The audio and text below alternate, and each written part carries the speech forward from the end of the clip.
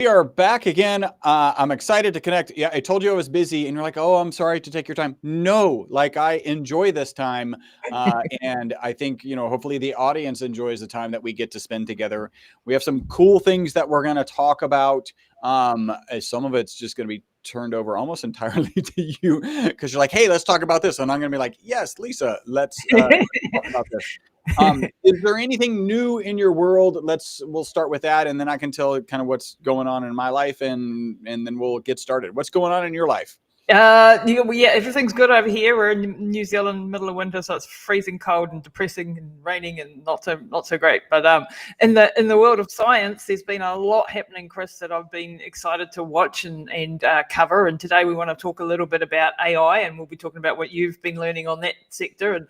And then I wanted to talk today about a gene gene called SB000 or 000. And what's been happening over at Shift Biosciences, who have been working on finding genes that reverse cellular aging. And, if we just dive into that topic first, because that's pretty exciting. And this is early research, so, don't get too excited. We're not going to be able to take a pill next week and reverse cellular aging. Oh, man. I'm hanging out for it. I'm like, come on, dudes, I'm getting old. Like, hurry up. The race is on, and Lisa's like a competitive racer. So, like, yeah, like, hurry up. Like, we've got to get this shit sorted, really.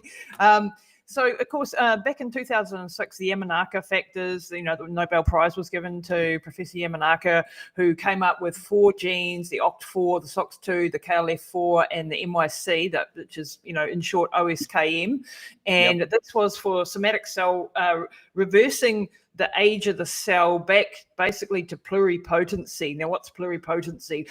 Pluripotency is a state where it's like with the embryonic cells, it's before it's got all the potential to become all of the tissues, right? So it could become a skin cell, could become a liver, a hair, or whatever. Now, with the Yamanaka factors, hold on. I want to touch this because I think it's easy to blow past this, right? Mm-hmm. And people are actually really a lot more familiar with the concept than was just described, which is we all know we're sloughing off skin cells all the time, and we're replacing them.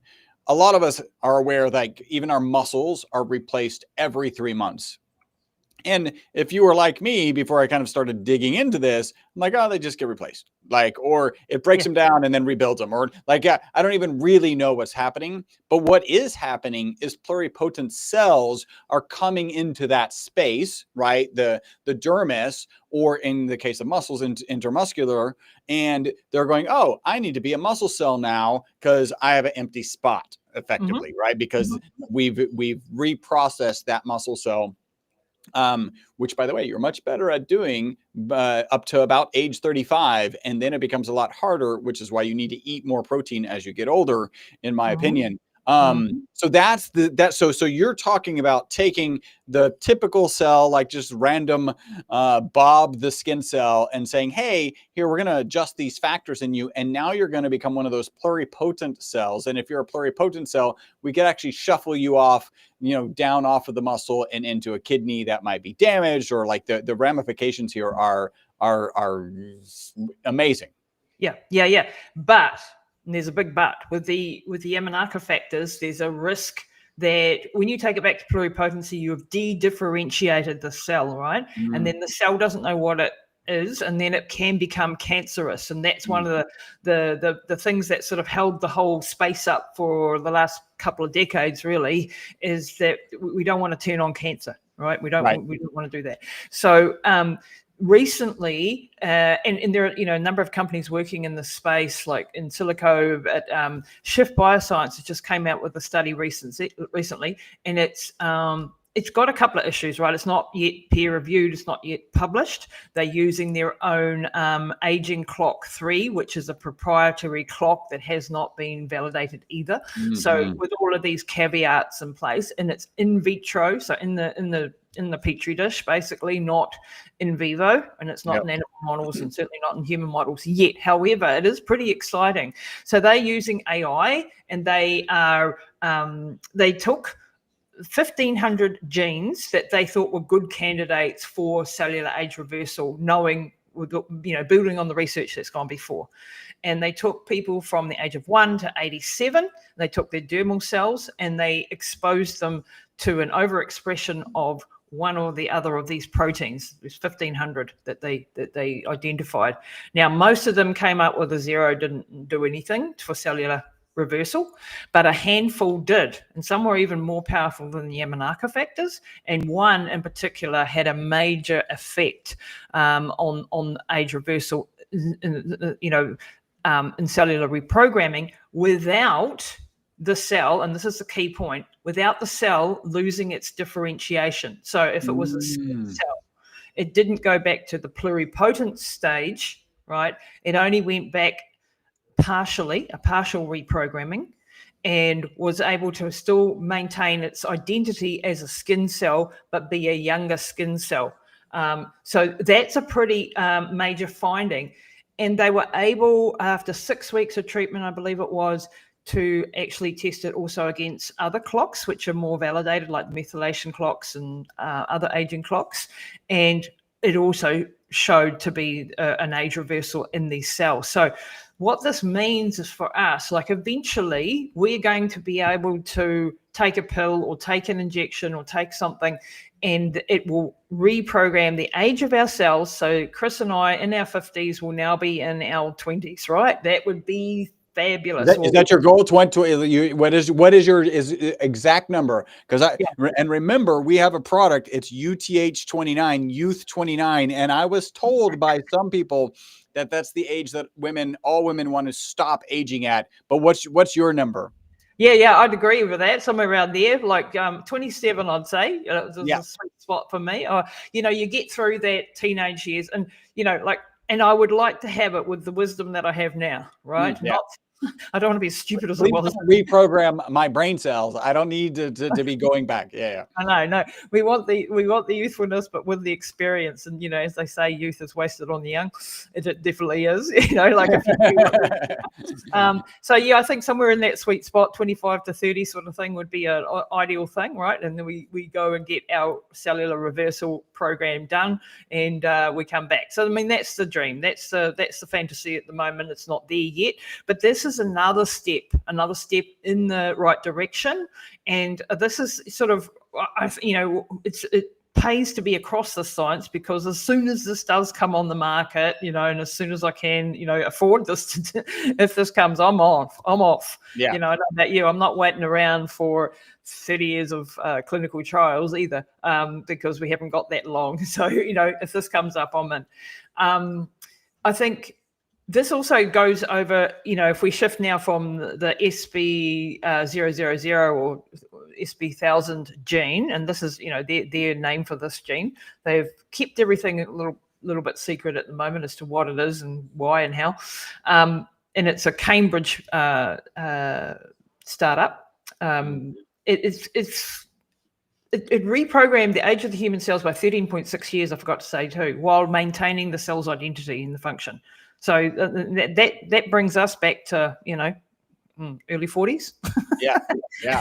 So that would be great. That'd be fantastic, right? Without losing the identity, and that's the key thing. And how they're doing this comes over to you and what you've been listening to, Moonshots. You and I are fans of Peter Diamandis and his Moonshots podcast. Everyone listen to that. It's just like you learn so much. You listened to an episode recently with David Sinclair on AI and the impact of AI. Tell us a little bit about that. Yeah, I think it was in preparation for Peter Diamandis's Abundance 360 or something like that, where it's a really tight, expensive group. So not that large of a group, but expensive, and they get together and he brings in amazing experts. And some of the people like that we have interviewed, if you haven't, then could certainly introduce them, have actually spoken there, right? And I've actually done presentations there. Amazing. And then, so this was like, hey, let's do a podcast to kind of tease people into this Abundance 360. And he started talking about really the progress that his lab has made since the book Lifespan came out, right? So Lifespan, great book. I love the title, Why We Age and Why We Don't Have to.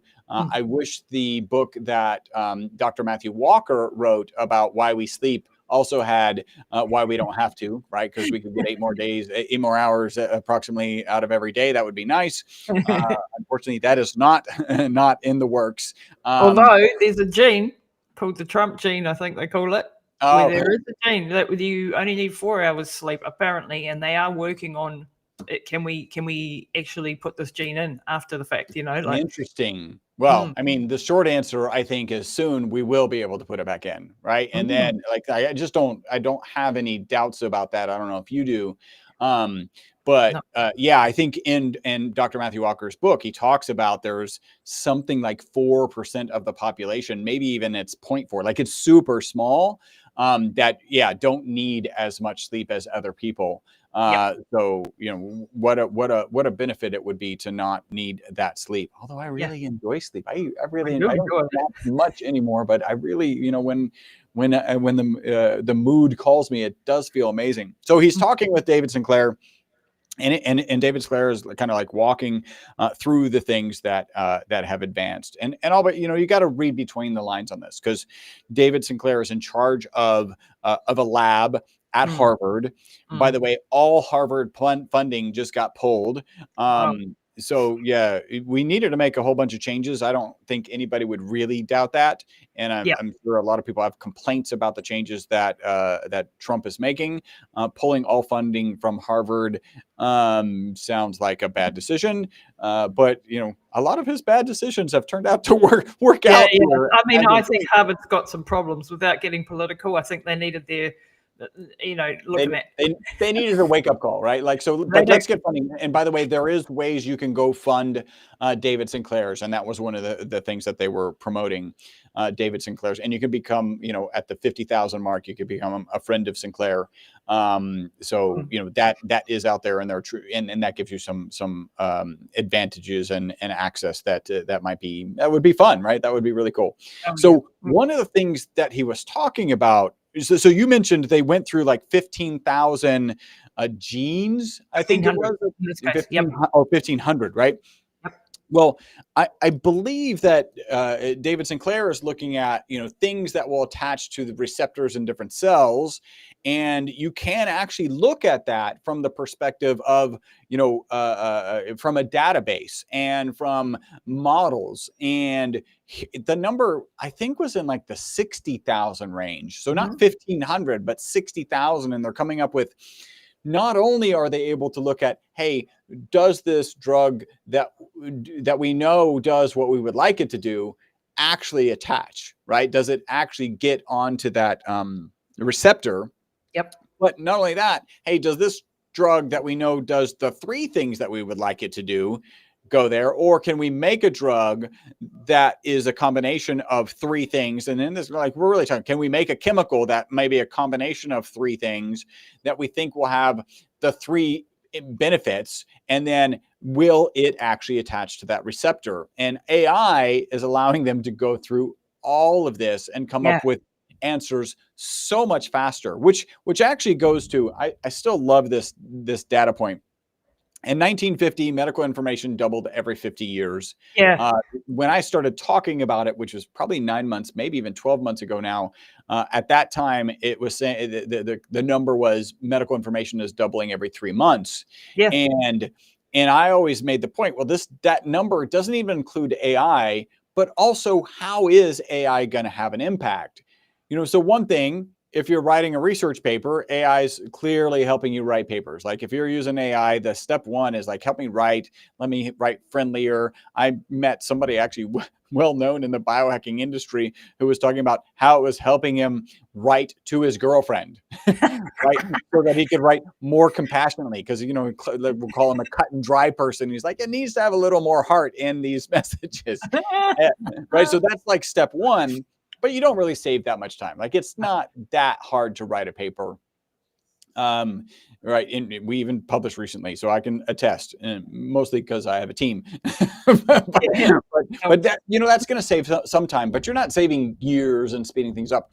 But what I always leaned on is, listen, a particular researcher always has this mass of 1,000 research projects they could start.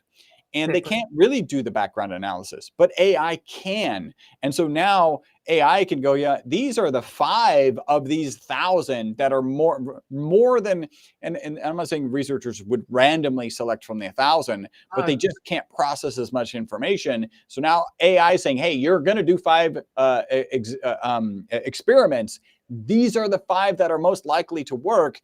That just blows away. And that's, I mean, here we are. That's kind of already happening in this story.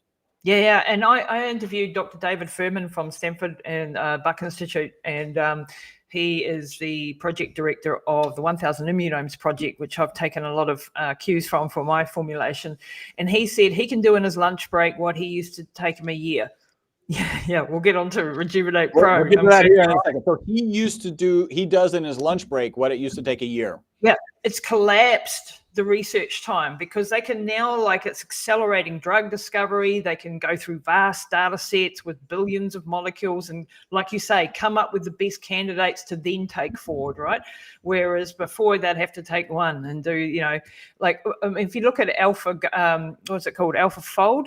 The Google Demis Hassabis, brilliant man, got the Nobel Prize, I think it was last year, for protein folding technology, right? And what used to take a PhD student, their whole PhD to unravel one protein folding sequence, do their whole PhD on it. Now AI can do it in, a few minutes. Wow. And so, like, we've got no idea of the impact of this.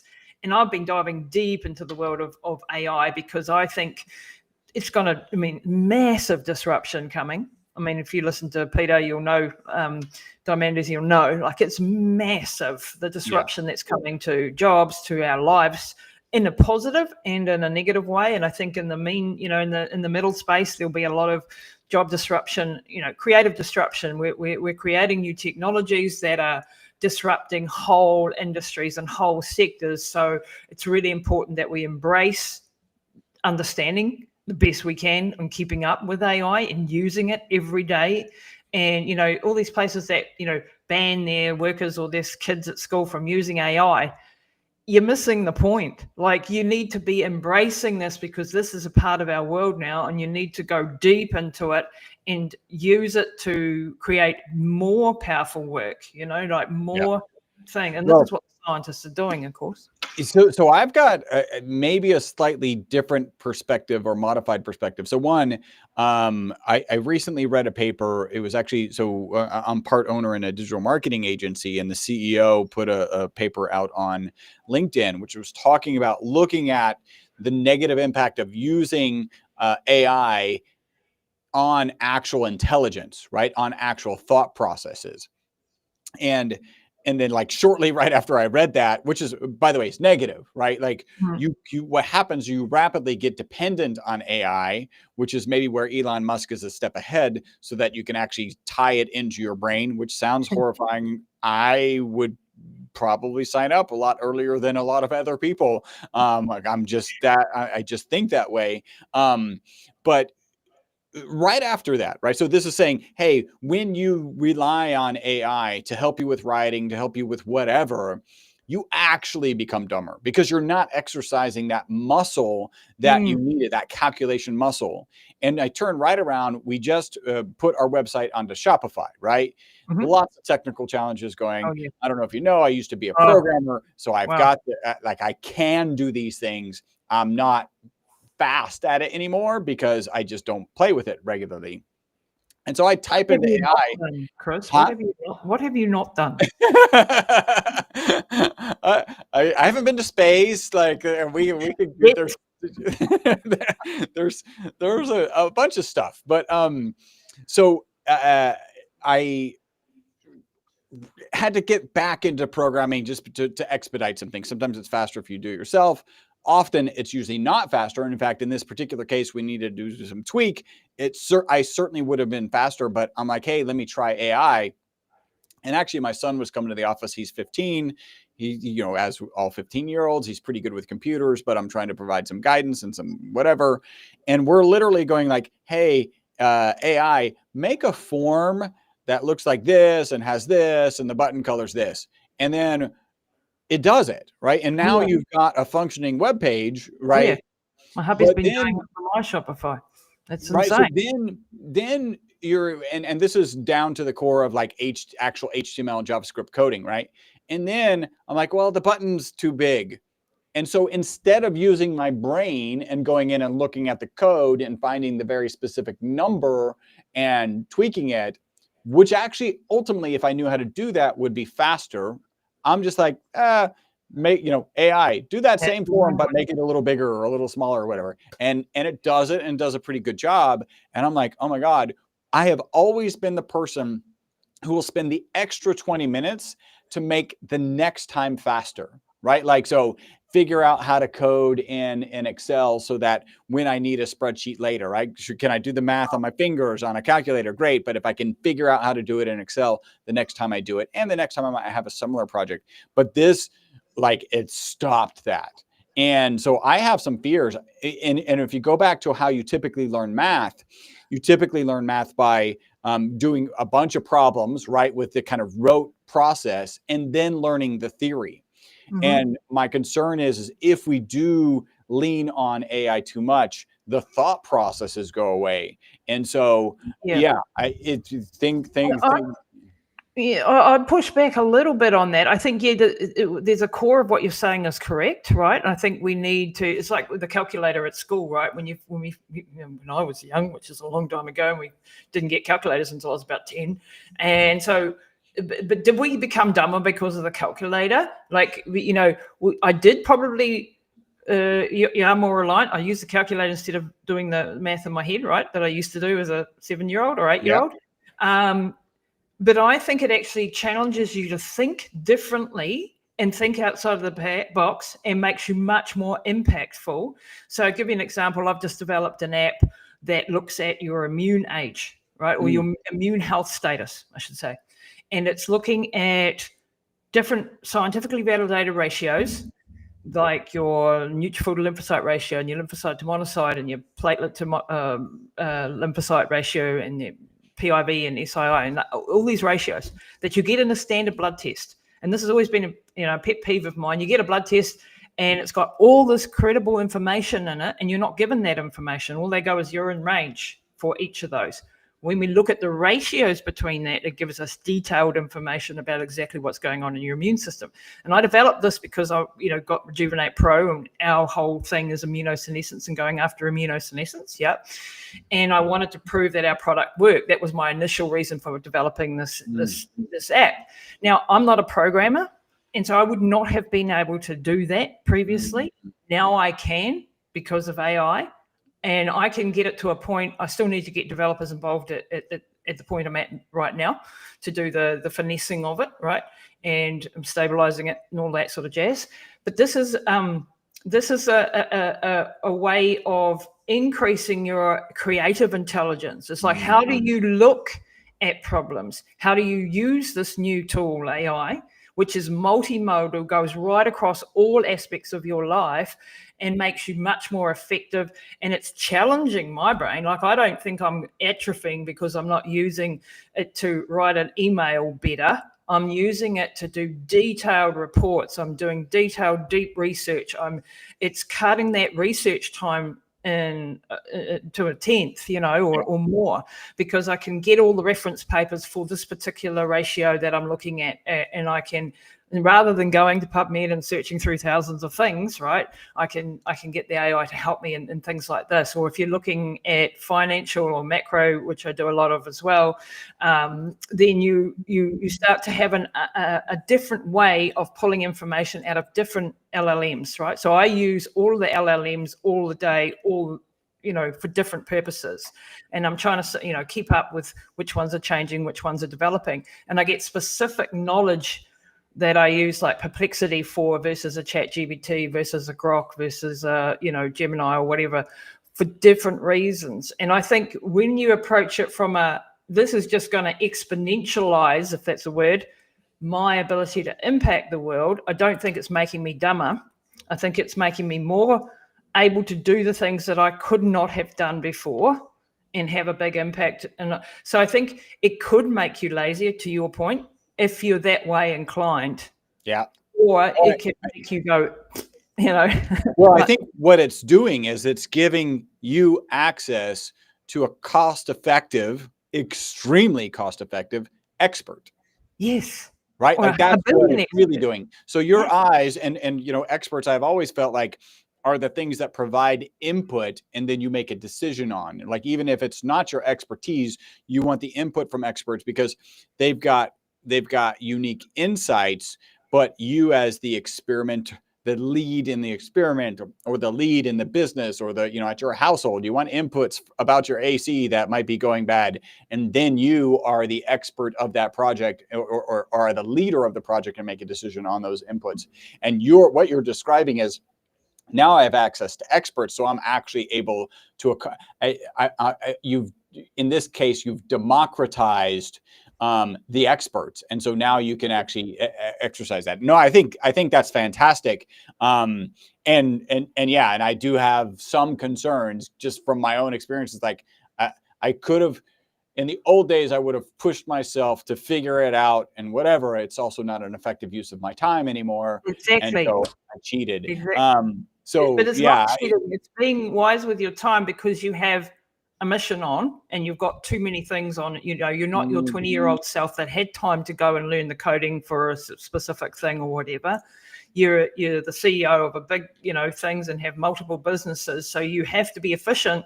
So I think it's just an efficiency tool and not that, because you would have spent time doing something that you're probably not going to use again in the future. Yeah. And is that a good investment of your time? That's fair.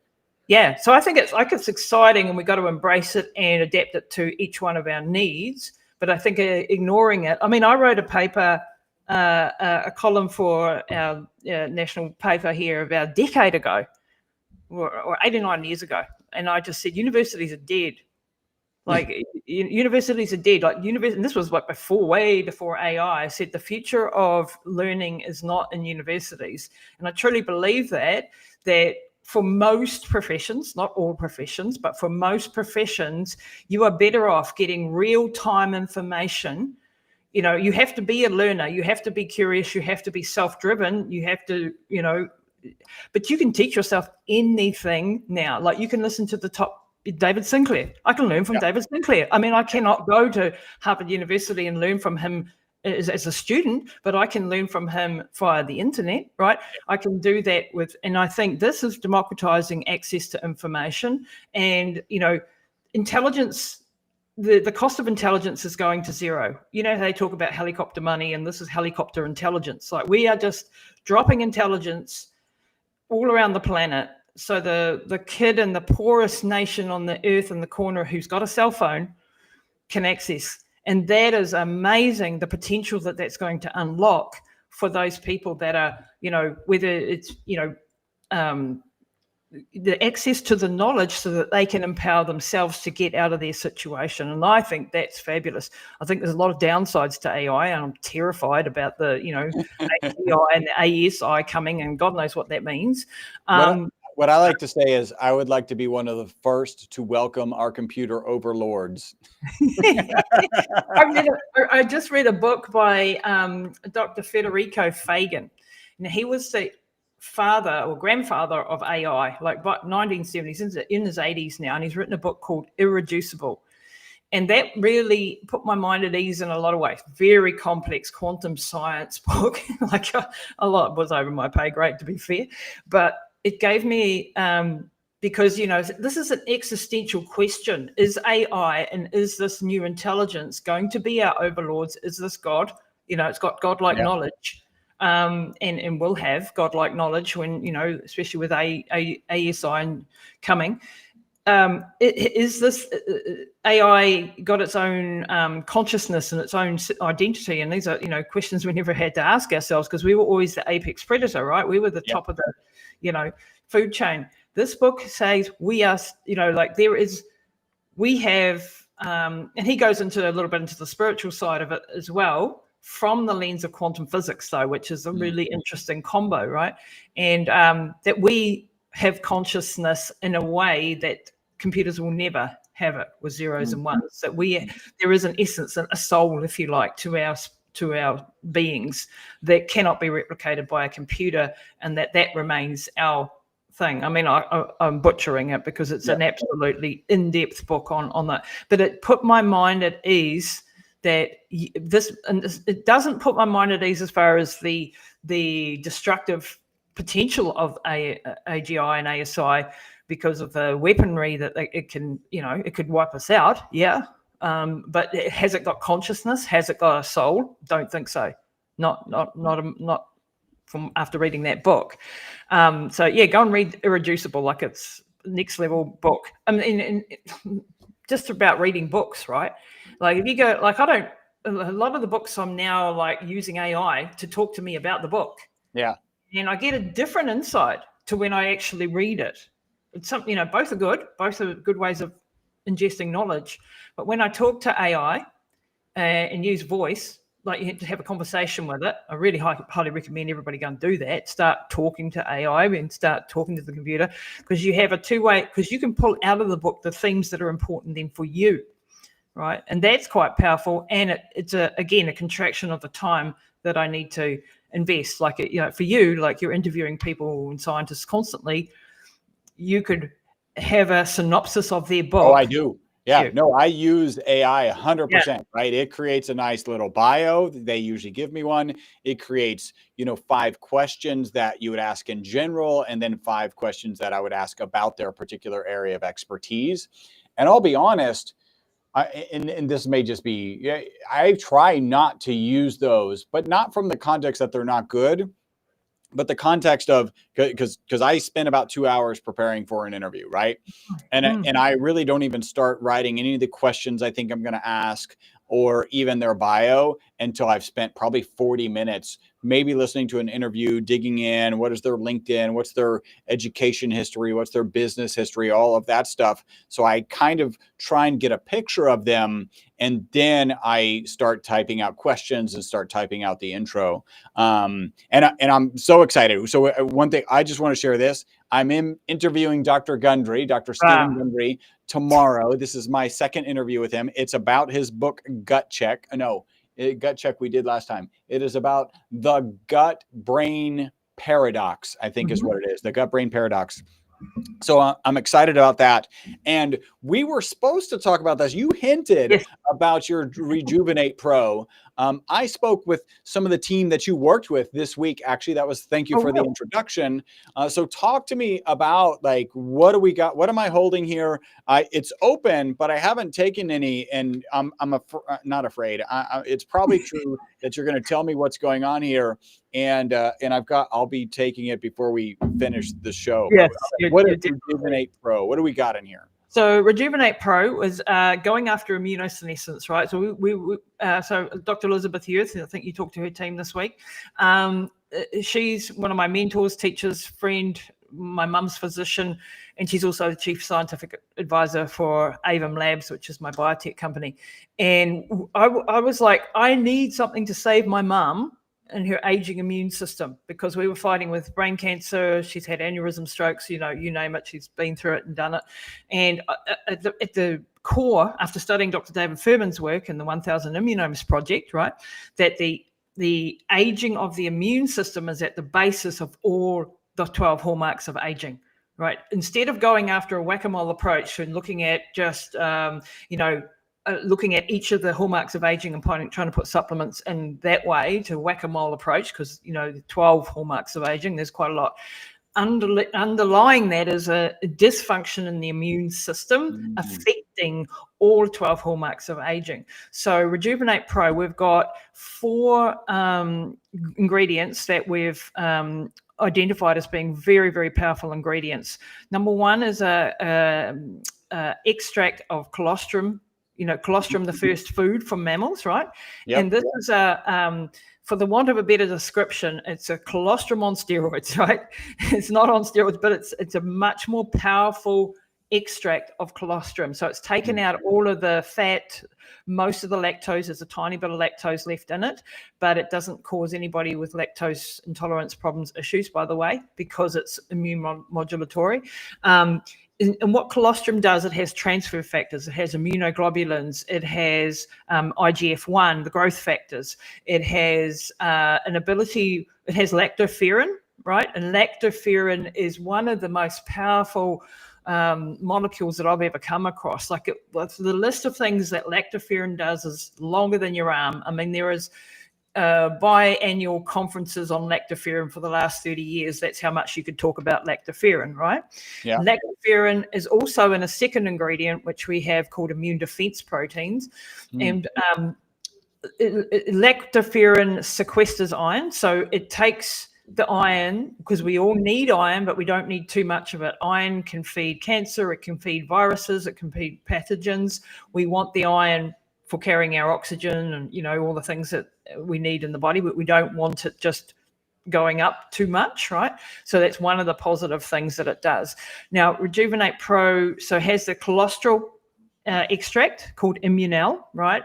Does all that, the transfer factors, growth factors, immunoglobulins, all of that. Then immune defense protein is a bioactive suite of 50 whey proteins, right? The major one being lactoferrin. Okay, so lactoferrin being 40% of this immune defense protein.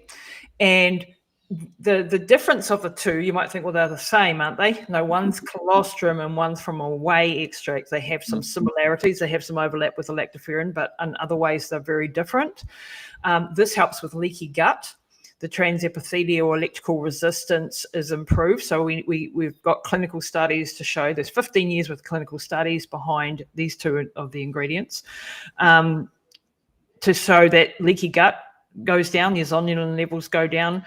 Secretory IgA, which is your first line immune defense, and your mucosal integrity is improved with immune defense proteins. It supports the lacto and bifidobacterium, right? It helps get rid of staph and strep and other virus, like they've done flu studies on flu vaccines and the efficacy of the vaccine in older adults. As we know, older adults don't respond very well to vaccines because of the changes, the immunosenescence, what's happening. They're not responding, they're not creating the antibodies. When you take Rejuvenate Pro, or the IDP, I should say, with the flu vaccine, if you're so inclined. I don't take flu vaccines for a number of other reasons, but if you look at the study, it was much more efficacious in the people that took the immune defense protein. What that's saying is it's giving you back a younger immune system, basically, an immune system that can respond to a threat and make immunoglobulins and antibodies to respond to it. So that's IDP and Immunel, which is sort of the two cornerstones. And then we have carnosic acid. Carnosic acid comes from the rosemary plant. And this is an NRF2 activator. So it upregulates NRF2. Now, NRF2 is your endogenous antioxidant capacity upregulation, right? So it upregulates your ability to make your own antioxidants, which is far more powerful than just putting in antioxidants. That's good.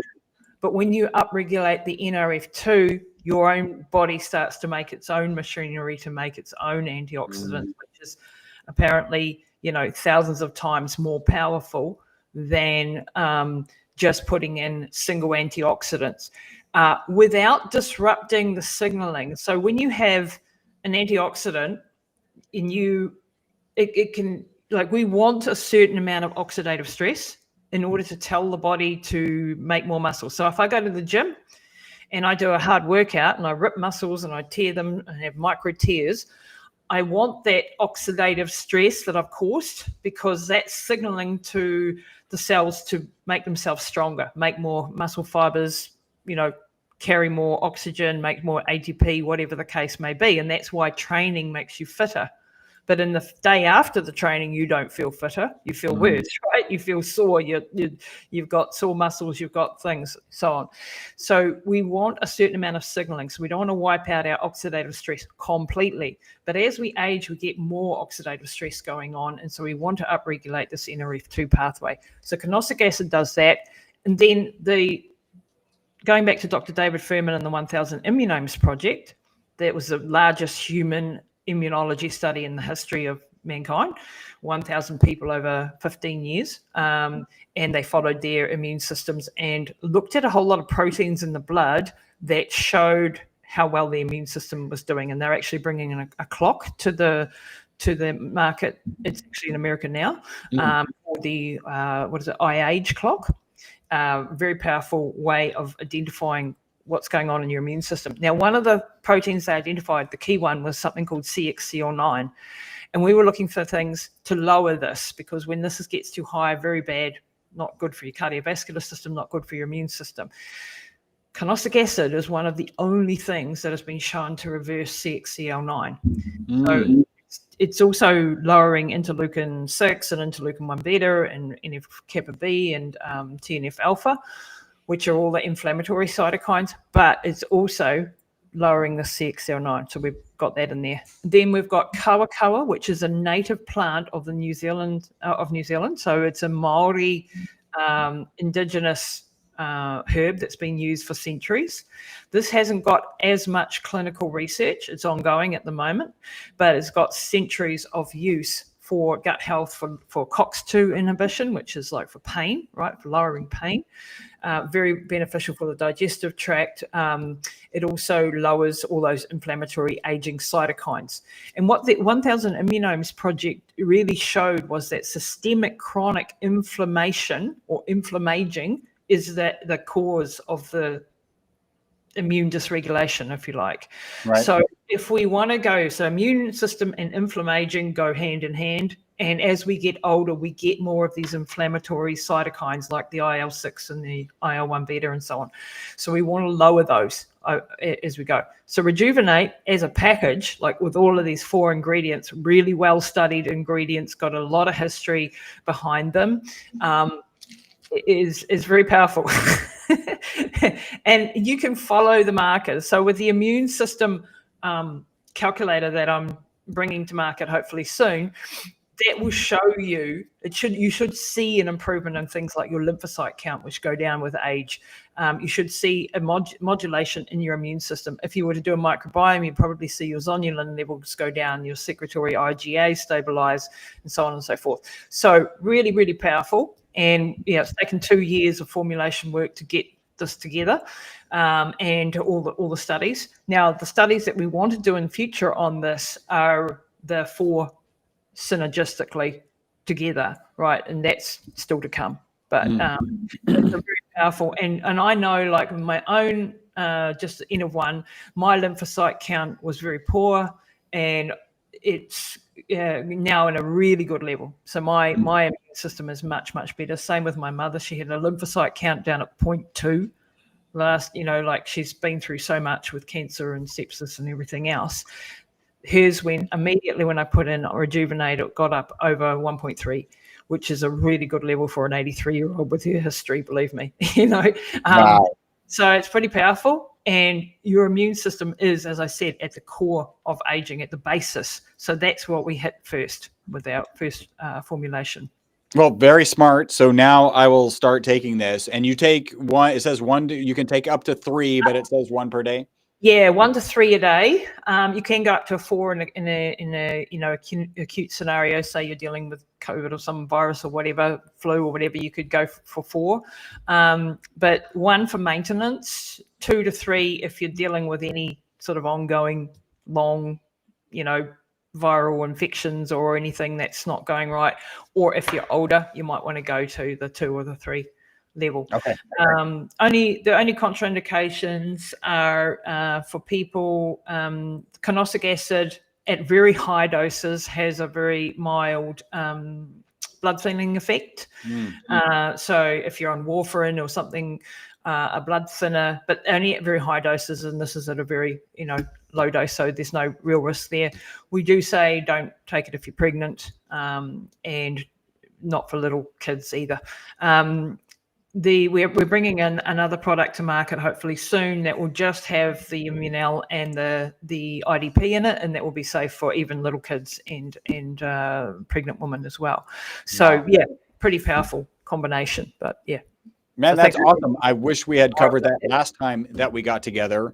And you're talking about like interleukin 6, TNF alpha. These are expensive things to look at, and I know because our product has been shown, been reported to reduce HSCRP, and from like 9 to 0.9, which is a dramatic drop after, you know, Huge. a particular physician has kind of implemented their protocols. And I looked at interleukin 6. I looked at TNF alpha, just too expensive to test. We'll talk after this because I think I have something. I have something to share with you. I think that you'll be really excited about. Anything before we wrap up? I think we're coming right up on time. I love these because we don't even have to prepare because we just like rattle on, don't we, Chris? Like there's so much to talk about, and it's really good to get your insights on the AI. You know, because it's always good because you get in your own little world of how things are. And it's good to sort of challenge yourself. One thing we didn't talk about today. So I've been doing some New Fit is the company, New B is the device.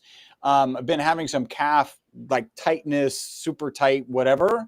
And I've been playing with this newbie device. I don't know if you're familiar with it, but it'd be super cool to talk about it. It's using DC currents, right? Instead of AC currents. And I think one of the things that they had, and I'm going to get a chance to interview, I think the inventor. And one of the things that they do is they'll alternate the direction of the DC current. So this is an alternating current, which is usually used for muscle stimulation. It's DC current, and they oscillate it because if you just run one direction, like it overwhelms your nervous system. And I'll just describe this real quick, and then maybe we can, because I'm going to keep doing some training. My psoas was a big problem. They'll actually take one sensor on you, and then she's rubbing the other sensor across like my calf, quads, thighs, and you'll find these hot spots where it's significantly more painful. And so that's where you land. And then one of them was my psoas. And so I'm standing up on psoas, and she's like, touch your toes. And I'd get like to, I don't know, 30 degrees, and my psoas would knot up. And then I'd stretch it back out, go back down. It would knot up. And I really didn't make much progress on that. Also lifting up the leg, right? That's I'm just doing it now.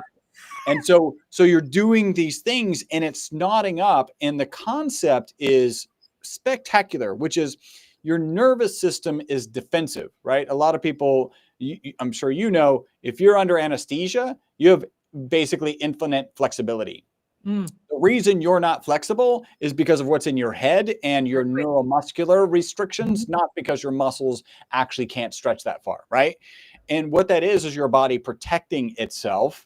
And so in these same situations, like with my calf, whatever the insult was, it tightens up to protect itself. And what you're doing is you're pushing through that with this DC voltage stimulation. And so you're able to get yourself to the point where your body gets defensive and then push, gently push through it. And so I've and then it will release, it's not immediate. So I actually did one on, and I've really been going after my calves. I haven't been able to really jog or sprint for like 2 months. I did go jogging over the 4th of July weekend because I'd done serious deep tissue, the kind of deep tissue where you're limping away from the deep. You've trained at levels like I can't even imagine. So you've had that. You're like, I don't care how much it hurts, because in order for me to do what I want to do tomorrow, I've got to feel that. So at that point, I had about 2 deep tissue in one newbie session. And so I jogged and I pushed it too far, right? I was sore for 4 days. But my calves were okay. I can tell you right now, I biked yesterday and I was sore yesterday. I did some resistance training this morning, not focused on calves. My calves are really tender, delicate right now. And I didn't do anything. Basically, they were in a bath of water with the electrode at the mid of my back. And I was just, moving my feet like this in the water, flexing, going up on my toes, whatever. So nothing that you would think would do much, but they're really sore today.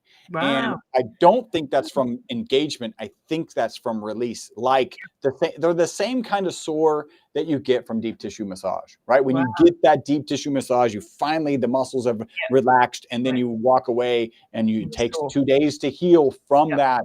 But then you've actually... Or acupuncture, right? When you do acupuncture and then afterwards you're quite, got a DOMS type effect.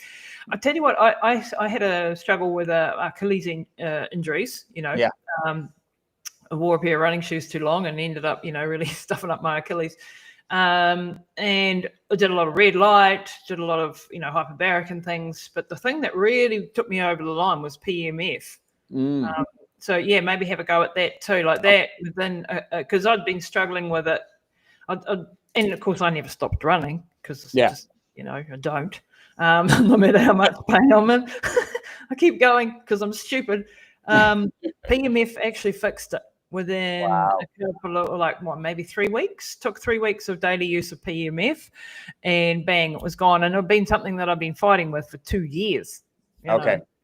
Wow. So we'll connect afterwards. I would like to know what is it a full PMF mat, or did you do something smaller? What did that look like? Yeah, it was a full mat. Okay. So I'm gonna have to figure out how to do that. Because currently I have by my couch, and it was my Achilles that stopped me from running and sprinting. It was just too tender. And then like I said, I jogged, a week and a half ago. That felt amazing to be able to jog, right? Isn't that freedom? Oh yeah. It's so good. Lisa, we could keep going. Great to connect with you. And we'll do this again soon. Awesome. Thanks, Chris.